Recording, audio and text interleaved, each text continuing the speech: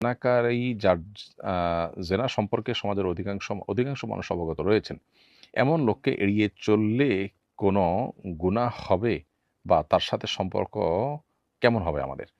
স্বীকৃত আ জেনাকারী বা সবাই জানেন এরকম সুস্পষ্ট ফাসেক যে, হারামে লিপ্ত ব্যক্তি যে, তার সাথে চলাফেরা করা দাওয়াতের খাতিরে জায়েজ আছে। দাওয়াতের খাতিরে চলাফেরা ছাড়া তাকে স্বাভাবিক করা, তাকে সমাজে অ্যাক্সেস দেওয়া, আ এটার অংশ হিসেবে তার সাথে চলাফেরা করা থেকে বিরত থাকা উচিত। বিশেষ করে তার মধ্যে যেন চাপ তৈরি হয় এবং সে যেন অন্যায় থেকে ফিরে আসার পথ সুগম হয়।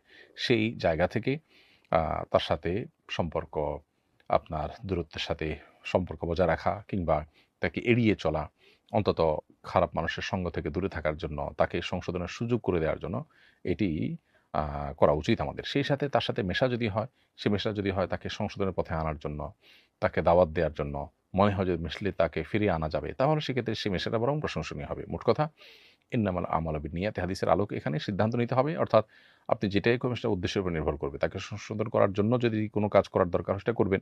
সেটা হোক সম্পর্ক রাখা, হোক এড়িয়ে চলা।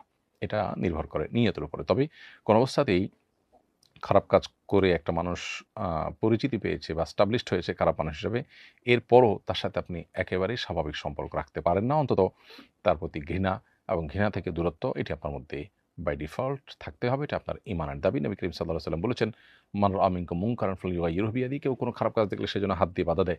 ফাইন লাম ইয়াস্তাতি' যদি সে এটা না পারে তাহলে মুখ দিয়ে যেন বাধা দেয়। সেটাও যদি সে না পারে তাহলে অন্তর দিয়ে যেন দেয় এবং এটা ঈমানের সবচাইতে দুর্বলতম পন্থা বা উপায়।